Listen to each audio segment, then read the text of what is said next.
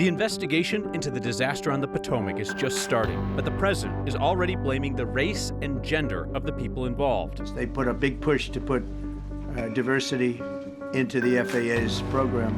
Denver and Washington, D.C. have similarly complex airspaces, overlapping zones for commercial flights, civil aviation, military aircraft. We look at what's being done to keep crowded skies here safe. Every airspace has its own challenges.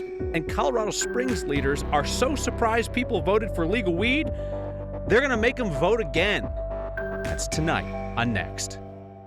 The horrific collision of a passenger jet and military helicopter over the Potomac in Washington last night is leading us to take a closer look at how overlapping civilian, commercial, and military airspaces in the Denver metro area are handled. And as President Trump says the race or gender of the aviation professionals involved could have been a factor, we'll ask the Republican congressman from Colorado who flew Blackhawks like the one involved in the crash what he thinks.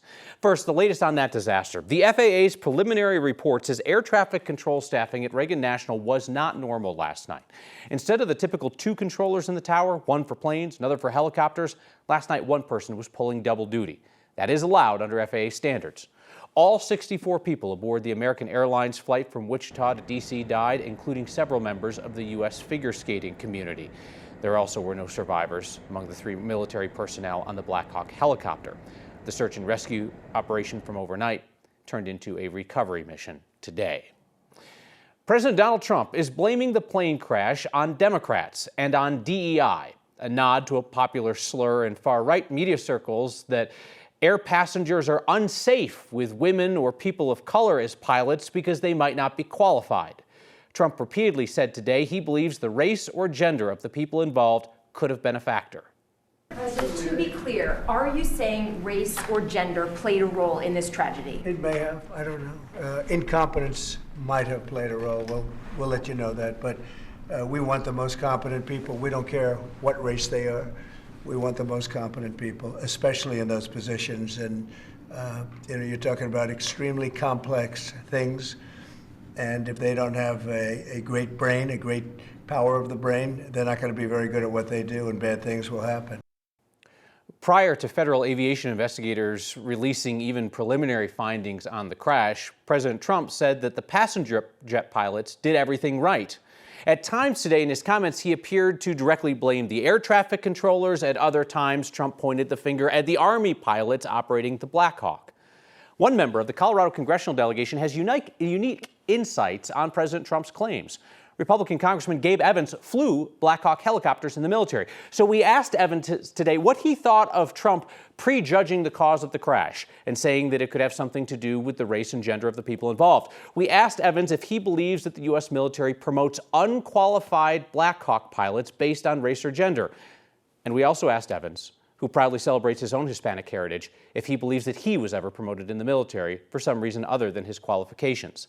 Evans' spokesperson did not respond to our questions today. We talked to Evans in person as he was arriving at an event this afternoon. He declined to discuss the issue. He said he'll get back to us. Denver's airspace has a lot in common with Washington's. Multiple busy airports, military aircraft coming and going. Our Evan Krugel spoke with a pilot who used to fly for the company involved in this crash last night about what's being done in Denver to juggle all that air traffic and keep people safe. To the untrained eye, this map might resemble a Jackson Pollock painting. But this complicated mess of circles, numbers, and weird shapes is specifically designed to keep pilots and their passengers safe. Any accident is a surprise. Chad Kendall knows this type of map well, because the aviation professor at MSU Denver used to fly commercial airplanes. I have a former airline pilot for this company that was involved in the accident and flew that exact jet, and I've flown in and out of Washington Reagan hundreds of times. Every airspace has its own challenges. That includes Denver International, which borders Buckley Space Force Base to the south, and Centennial Airport, one of the nation's busiest general aviation airports, just below that. That requires coordination with air traffic controllers for airplanes that are entering both of those airports in such close proximity to Denver International. To fly into Denver and Buckley airspace, you need permission, and to fly into Centennial, you have to be in communication with air traffic control. Chad says military activity is common at all three airports, but it typically happens away from runways and below airplanes that are coming and going. He says DC's airspace is also much more congested than Denver's, which offers more ability to maneuver around and avoid potential conflicts. There's not the special authorizations that the FAA has in place in Denver like there is in Washington, D.C. airspace. Whether you're flying in Reagan or whether you're flying in Denver International, certainly they have their own nuances of how to operate in those airspaces and their own complexities and their own challenges. But pilots are trained on how to operate safely in all of those environments. So instead of spending hours trying to decipher a map, Chad says rest assured those in the sky and on the ground are doing everything they can to arrive safely. Everybody's mission, whether it's a controller or a pilot, is the safe operation of an airplane. That investigation is expected to take months, but Chad says this is something he will definitely be discussing with his students at MSU Denver. He says the lessons learned from this will likely be used between airports right here in Colorado to prevent this from happening here and across the country moving forward. I have to say, of all the times that I've flown in and out of DIA, it's never occurred to me the borders of the other overlapping airspaces. They certainly border directly between Buckley and Denver, and he says it's certainly not uncommon for those military aircraft to be low enough that you might not see them while you're coming into Denver. They are there, but they're in a safe place, a place they're designed to be. Obviously, something went wrong with this situation that they hope will not replicate itself here or elsewhere again. Evan Krugel, thank you very much. Last night, we dubbed Colorado's Democratic Senator Michael Bennet the cicada of confrontation. Quiet and dormant for years until he emerges loudly and lights somebody up. Years ago, it was Senator Ted Cruz. Yesterday, it was Trump's cabinet pick RFK Jr. over his anti-science views. And if you know anything about cicadas, they tend to stay above ground for days, even weeks at a time before disappearing. So Bennett's still on a tear. Today, going after Tulsi Gabbard, Trump's nominee for Director of National Intelligence. If confirmed, she would be overseeing 18 U.S. intelligence agencies. Today, she faced harsh scrutiny about some past comments supporting Russia's invasion of Ukraine, her secretive meeting with former Syrian dictator Bashar al-Assad, and Bennett went after her over her support for Edward Snowden, the national security contractor who fled to Russia after being charged with leaking classified American intelligence information. Bennett was one of several senators who questioned whether Gabbard considered Snowden a traitor and whether he would be pardoned by Trump. Is Edward Snowden a traitor to the United States of America?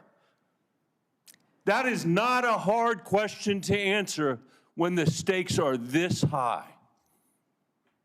Senator, as someone who has your served answer, in yes uniform, or no, is Edward Snowden a traitor to the United States of America? as someone who has worn our uniform in combat, I understand how critical our national security is. Apparently you don't. The cicada speaks. Gabbard does not need Senator Bennett's vote. A handful of Republicans have already said they're skeptical, and she can't lose many Republicans and be confirmed. Same-sex marriage is legal across America, even if Colorado's state statutes still say otherwise. State law still says that marriage is only valid between a man and a woman, though it's kind of a moot point at this point, because in November, voters took that same language out of the state constitution, which trumps state law. Still, Democrats at the Capitol have put together a bill to remove the outdated language from state statute. Colorado Republicans have gotten awful quiet in their opposition to gay marriage in recent years, although the state party chairman did call for the burning of all pride flags last year. The Democrats' bill to remove the state statute ban on same-sex marriage passed its first committee hearing today, 3-2. The two Republicans on committee voted against it. State Senators Byron Pelton and Rod Pelton did not explain why. Denver's getting a professional women's soccer team, ending our city status as the largest U.S. city without a professional women's sports franchise of any kind. The Denver team is going to be the NWSL's 16th franchise. They'll start playing in 2026. This has been a years-long effort from soccer fans across the metro area to bring this team to town. We talked to one woman who's part of a group of ambassadors for Denver FC. They hosted events building up excitement in the community to lure a women's soccer team to Denver. And so we try to make the point every time that we've got talent here and we've got excitement here, and so there should be a team here. I think there's no doubt that there's a market here and that we're going to see sold-out stadiums. So the plan is to build a new stadium. Not clear where yet. The team's name and crest and colors, that'll also come later. It's not the first professional women's sports team to come to Denver. We used to have a women's pro basketball team, the Colorado Explosion, in the late 1990s. The Explosion were part of the short-lived American Basketball League, which lasted only 2 years and abruptly shut down in 1998. Denver has reportedly made the short list for a WNBA franchise, but nothing official. Colorado Springs voters legalized recreational marijuana sales. City leaders are so shocked, they're going to make them vote again. Everybody is welcome here at Manos Sagrados. And Aurora creates a space to lift up artists reflecting Colorado's most diverse city. That's next. Voters in Colorado Springs just approved recreational marijuana sales, and conservative leaders on city council are trying to toke it back. They're going to make people vote again just to double check that voters really want legal cannabis in the Springs. Recreational marijuana sales have been banned there since they first became legal in Colorado in 2014. In November, voters approved a plan to allow existing medical marijuana shops to apply for recreational licenses. Hasn't even gone into effect yet, but this week, City Council voted to put the question to voters again, asking them to repeal the newly legal pot sales. Councilman Dave Donaldson's behind this repeal effort. He thinks that a bunch of voters were confused by the wording and some competing measures on the ballot. I believe there was confusion among voters.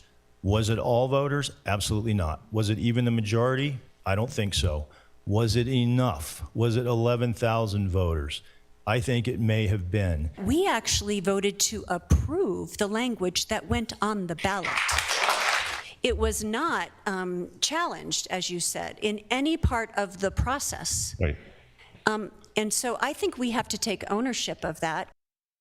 This vote is April 1st. It'll be in a special election where the voters tend to lean older and more conservative. I don't know, Corey Reppenhagen. It's like, all those little online forums where they make you say, like, are you sure? And you have to click yes. Maybe that's how vote. Are you sure you want to elect this person? Are you sure you want to approve this? Click yes again. Yeah, that's why I stay clear from most of those online polls, but that official vote's going to be interesting for sure. Now, we had some pretty high impact snow today in a very narrow band, which does include some of the Colorado Springs area, but mostly focused on what's called the Palmer Divide, which is a 1,000-foot ridge in between Colorado Springs and Denver, where you find most of these locations where we saw up to 10 inches of snow in the Black Forest area, and it was still snowing when that report came in, so it may end up being closer to a foot of snow in that high impact area there just south of Denver and north of Colorado Springs. Tomorrow we'll be melting a lot of snow. The stuff that fell on Saturday, the stuff that's fell today. These are we'll have sunshine all throughout the state tomorrow. High temperature could get close to 60 degrees in Denver for tomorrow. You see the rest of the state here, the forecast, very warm temperatures, and all of these temperatures will occur under lots of sunshine. There is one little ripple in the jet stream which kind of brings in a little bit of mountain snow coming up on Saturday here. Doesn't look like a big one here, doesn't cover a lot of ground, but maybe the northern mountains, and is kind of focused around Rabbit Ears Pass and the Steamboat Springs area. For us down here in the Denver metro area, that won't have much of an impact on us. As you see the temperatures here, we have a very good chance to actually hit 60 degrees over each of the next 5 days, and we could even be talking about record heat on Monday. Our next change doesn't come around here until Thursday. Kyle? A diverse community of artists in Aurora is not waiting to be invited on stage. They are creating their own. Hey, reminder, you can catch Next streaming each night at 6 p.m. on 9 News Plus, and Next is also a podcast each weeknight. Find us wherever you get your podcasts.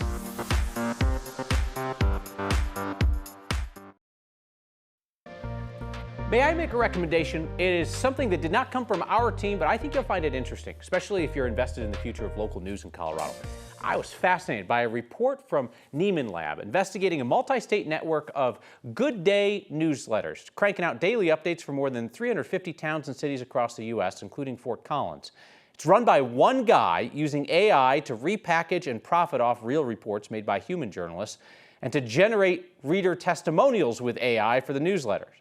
The founder tells Nieman Lab the content aggregator works like an editorial team, boosting smaller, struggling local publications and pledging 10% of the proceeds to local nonprofits. Well, the actual human journalists who work at those small publications say they aren't seeing any benefits, and several of the nonprofits who are supposed to benefit financially say they haven't seen a dime. You can see that full article. It's linked on Next social media channels or on the recommendation page of the Next section of 9news.com. City of Aurora is the most diverse community in Colorado, and now it's home to a new art and music venue that sees that diversity as a strength. I think having a space where folks can come and experience joy and be in community together around people that are similar to them is very important right now. So this is our green room. All different types of cool things happen on this stage. My name is Bruce Trujillo, and we are at Manos Sagrados in the Aurora Cultural Arts District. Manos Sagrados is a new art center here in the Cultural Arts District, and we're excited to be here in Aurora because a lot of people who make art, who make music, who make movement happen already live out here, and a lot of our audiences that we are excited to bring in live here in Aurora as well. The makeup of Aurora is so beautiful. Just in this square mile, there's 165 different languages spoken. I think working with the community is super important. How can you support them as opposed to saying this is what we're going to bring to you? People can start to feel alienated by that. That's kind of where folks are being pushed out in certain neighborhoods that we've seen throughout the Denver metro area. And independent venues are super important for folks to be able to really try out their art and really test it, see what they can do with it. And so being able to say, how can we help you? What do you need? I myself have had a few ideas of what I've wanted to have, but mostly what we're getting in is folks saying, oh yeah, we want to have a monthly cumbia night. Oh, we should have yoga in addition to having art studio spaces. We should be able to do something First Fridays here in our neighborhood. And we're saying, yeah, we can do that. It's all just about creativity and working together in community.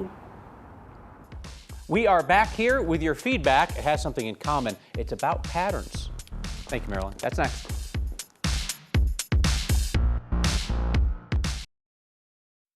You get the last word each night in feedback. Chuck wrote in about Evan Krugel's piece on how various types of air traffic are managed around Denver. Chuck says, thanks for the story on the airspace patterns flying in and out of DIA. It's something most of us didn't realize. Yeah, I tend to think a lot of people just kind of go with the flow when it comes to aviation, but to know what kind of work is put into keeping people safe is really vitally important. Teresa in Aurora writes in to say, thanks for saying DIA. I thought I was the only one who still used it. Teresa, we are clinging to DIA like grim death around here. I know the airport wants us to call it DEN. The city wants us to call it DEN. They're not going to make DEN a thing on this show. Watch tomorrow, the boss walks in and says you have to start calling it DEN. John says, if I listen to Next on your podcast, how would I know what jacket you're wearing today? Some of them are loud enough you can hear.